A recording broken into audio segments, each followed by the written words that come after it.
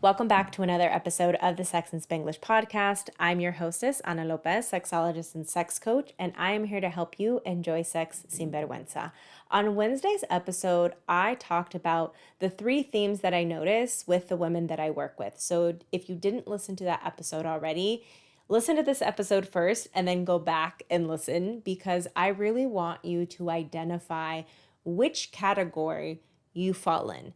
Because when you do that, you are going to be able to apply what I share here moving forward more effectively, right? So I really want you to identify which category you fall in, and then send me a DM or send me an email and let me know which category you're in. I want to know. I want to know all the tea because I am nosy as hell. So to summarize, the 3 themes that I notice are women who feel like sex is a chore. The second is that sex used to be really good and now it's kind of like or like something changed and it's just not what it used to be, and you're trying to get back to what it used to be. You're kind of like trying to get your groove back. And then the third is that you are like, I like to call y'all an undercover freak, and you probably don't identify this way, but it's really like there are things that you want to do in the bedroom. And they could be super basic, but you are feeling so awkward and shameful, like you're going to get in trouble around sex, that you don't even let yourself think about it, right? It kind of pops into your head from time to time, and you're just like pushing it down and acting like it doesn't exist. So those are the 3 categories. And again, I go in more detail on that in Wednesday's episode that just came out. But today I want to talk about the 5 things that you've tried or are trying that haven't or aren't working, right? So maybe you've tried some things to address your sexual issues and they haven't worked. Or you're currently trying things to address your sexual problems and they're not working. And you're like, what the fuck, right? So I want to talk about 5 of the most common, like, quote unquote, solutions that y'all are trying to do and why they aren't working and what we can do about it. So number 1 is you are asking for advice, specifically online from friends, maybe from your like older sisters or primas or whoever, or you're searching on Reddit or TikTok or asking in Facebook groups. And the reason why this doesn't work is that while the advice is well-intentioned most of the time, the advice isn't coming from experts. It's biased information. So essentially, these people are sharing what worked for them, what didn't work for them, but what worked for them or what didn't work for them did or didn't work because it was applied to their unique problem. Problems are not as simple as I have low libido. I want to try this thing in the bedroom, but I don't know how to bring it up to my partner, right? Like, how do I ask my partner to go down on me? Like, while you can share a problem with someone, it's not just that problem, right? There are more things involved with that problem. And because these people do not have the context nor the expertise, they cannot give you a solution that is going to work. They can give you a solution, absolutely. Doesn't mean it's going to work. And as you may have noticed, you're attempting to apply those solutions that they're giving you, right? Apply the advice that they're giving you, and it's not working because they do not know how to solve for your problem. They've only solved for their problem. And some of them haven't solved for their problem, right? They're just telling you what didn't work. So you're like, oh, well, I should avoid that. When it could be something that could work for you, okay? As your sex coach, I give you suggestions based on your unique problems because, again, it's not as simple as I have low libido or I want my partner to go down on me and he won't do it or whatever else it is, right? It is deeper than that. I don't even say deeper. It is more complex than that. And in coaching, we are able to get into the complexities of your problem so that we can find solutions that actually fucking work. Okay. The solutions that I provide you are rooted in science and not marketing tactics. So things that are on the market to help you with libido and having better sex and spicing it up and blah, blah, blah, blah, blah, right? It's not based on marketing, and it's also not based on false information. So again, while a lot of the advice online is well-intentioned, or a lot of the advice from your friends or your primas or your sisters or whoever else it is, while a lot of the times it is well-intentioned, a lot of advice that I see given is based on false information. They do not know what the fuck they're talking about, and then they're giving you advice, again, well-intentioned, but they're wrong. They're giving you information that is factually incorrect, and so it's not going to be useful. So again, as your sex coach, I am going to give you suggestions based on your unique problem that is rooted in science and factual information.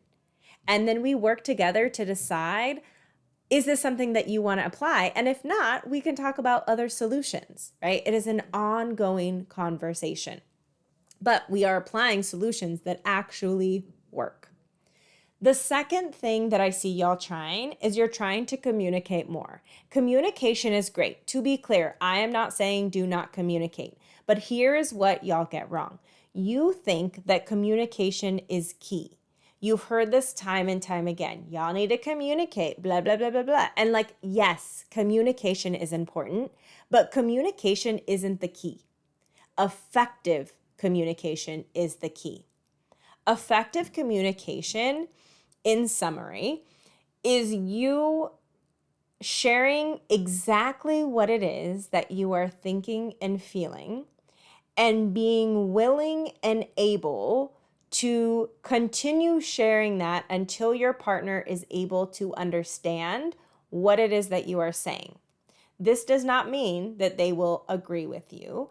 This does not mean that they will be able to empathize with you necessarily, but they need to be able to understand the words that are coming out of your mouth and understand where your thought process is coming from. They need to be able to understand your thought process. But if you are not willing or able to sit there and share until they are able to understand, you are not effectively communicating.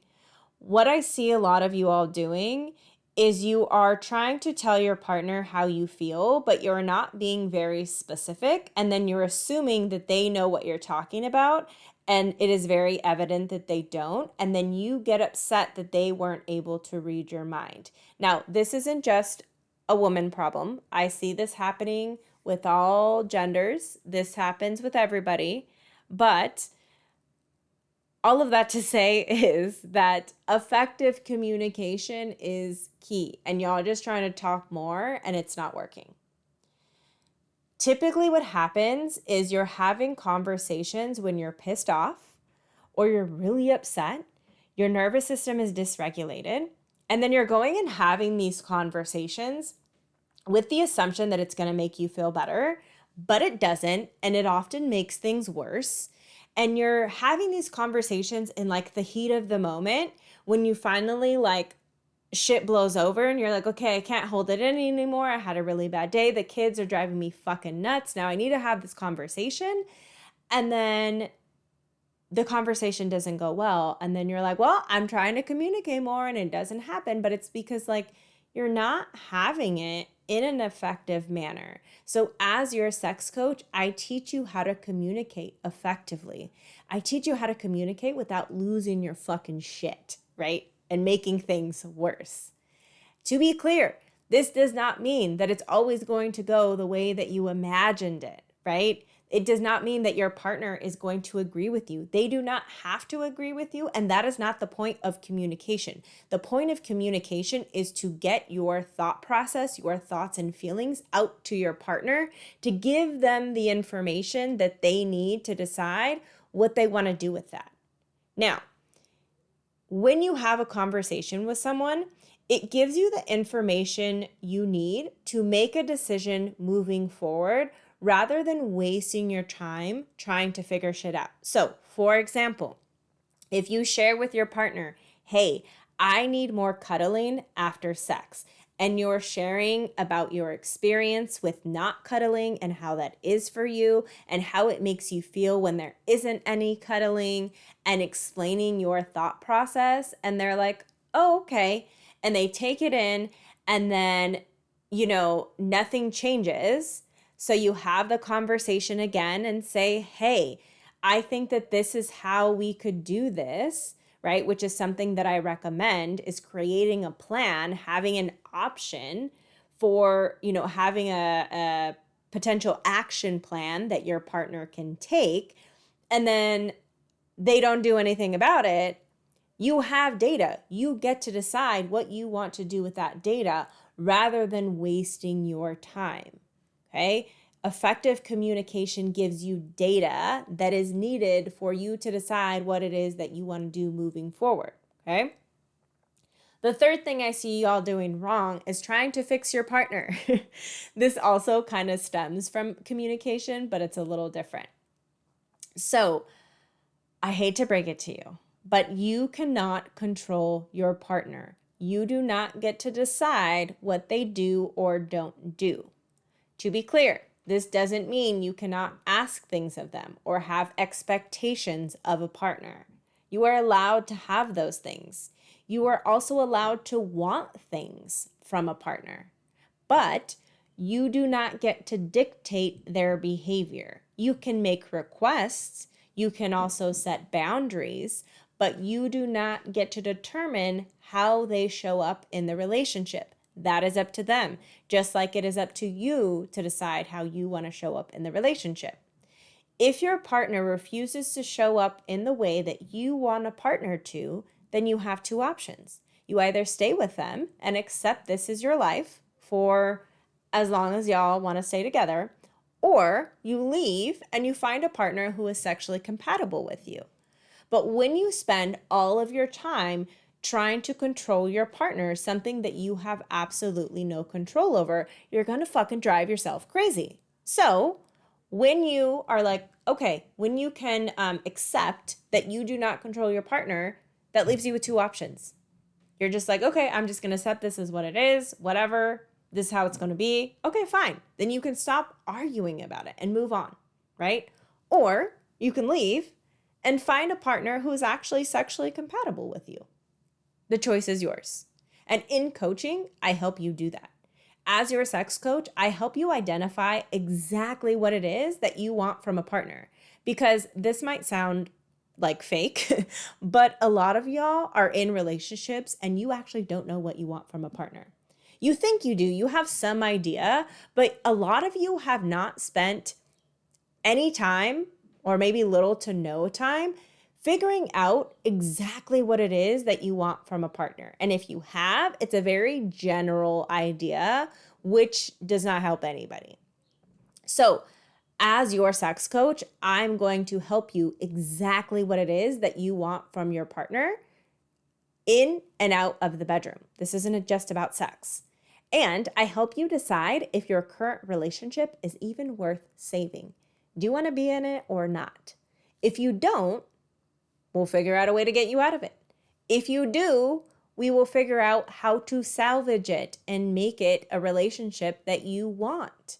And if you're single, this is perfect because you're going to have a better filter for dating. So you stop wasting your time on fuckboys. It ain't shit, right? This is so important. Okay, number 4. You are trying to increase your libido. Now, I know that this sounds weird because you're like, well, why the fuck wouldn't I want to increase my libido if my libido is low? I hear you, but hear me out. Some of you don't even have low libido. You just think you do.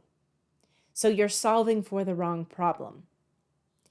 If you don't know why your libido is low, then you're not going to be able to solve for it. So as your sex coach, I'm going to tell you why your libido is low. And I'm going to give you step-by-step instructions on how to solve for it within the first 30 days of coaching. Okay? So if libido is actually your problem, I will help you solve for that. It is one of the easiest fixes. If your libido isn't low, I'm going to tell you why it's not low, and I'm going to tell you what your problem actually is so that we can solve for it. And number 5, you're trying to have more sex. Now, trying to have more sex or having more sex in and of itself is not a problem. Have all the sex you want. I do not care, right? If you want to have sex, more power to you.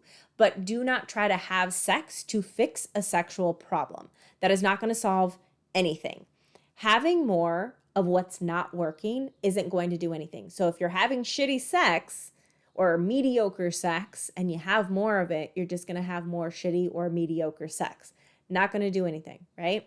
Imagine if you were trying to build a bigger butt in the gym. So you start doing squats, right? You're like, okay, I'm going to do, 100 squats every time I go to the gym. And after 30 days of going to the gym, you don't notice a difference. Would you keep going to the gym and doing 100 squats every single time you go? No. You're going to hire a trainer or you're going to buy an online training program that gives you insight into why you haven't built the butt that you want and why what you're doing isn't working and what to do instead. And as your sex coach, this is exactly what I do for you. I'm going to tell you exactly why what you're doing isn't working, and I'm going to help you find what does. And there are actually things that you like that you're doing already that maybe you haven't identified you. I promise you, every single one of you that is sexually active, even if you're only having sex like once a year, there are things that you like in the bedroom. If you've only had sex once in your life and you've never had it again, and that was 5 years ago, there are absolutely things that you like that we can identify that I can help you get more of. Okay? So just having sex more is not going to help you any.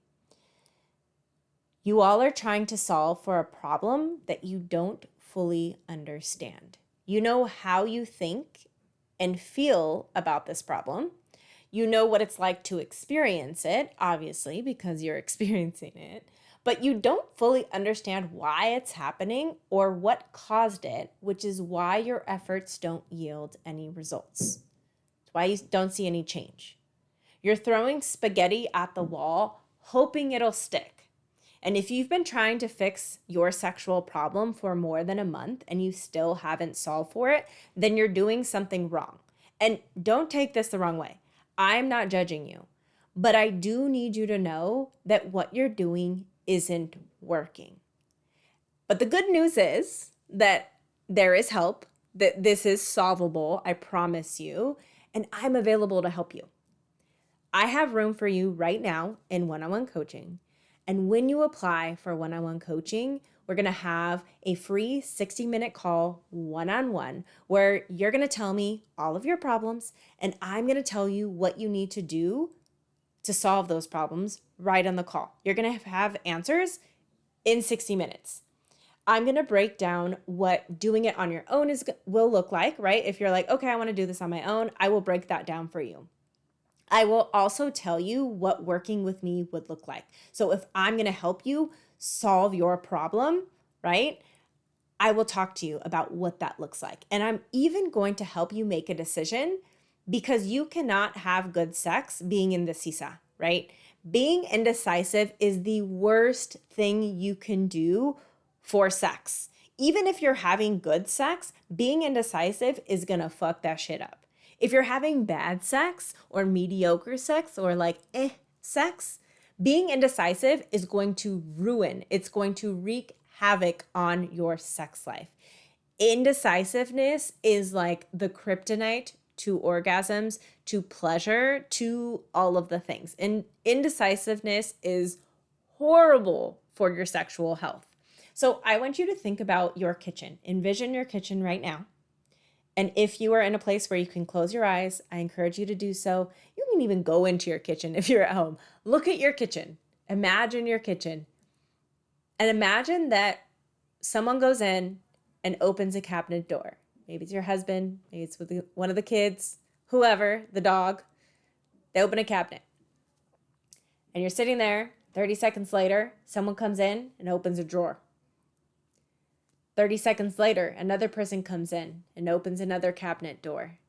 And that keeps happening until all of the cabinet doors, all of the drawers are open in your kitchen. And then, I don't know, 4 o'clock rolls around and you're like, all right, I gotta, go and cook dinner. So you go in the kitchen to make dinner and all of the cabinet doors and all of the drawers are open and you're trying to cook dinner with all of those things open, right? Let's imagine you can't close them. They're open.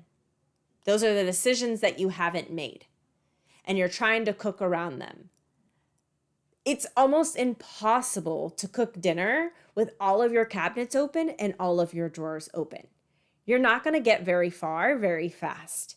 And that is what happens in your brain when you have all these decisions that you haven't made, which is exactly why when people apply to work with one-on-one coaching, I tell them everything that they need to know about working with me up front. So you have all of the information. You're not left wondering about pricing or how much time it's going to take and like all of those things. I answer all of your questions. I also give you information about what it looks like to do on your own versus working with me, right? I give you all of that and you can ask any amount of questions that you want, but I also help you make a decision because I do not want you having another decision not made in your brain because it is going to ruin your sex life. Even if you decide not to work with me, I want to help you make that decision. So if you've been struggling with sex issues for more than 30 days, then apply for one-on-one coaching right now. And even if it's been less than 30 days, you can still apply. I'm not telling you not to apply, but this is especially important for those of you that have been struggling with sex. Some type of sexual issue for more than 30 days. You've got nothing to lose and a lifetime of mind-blowing sex to gain as a result of this one-on-one call. So apply for one-on-one coaching. The link is in the show notes, and I will talk to y'all in the next episode. Bye.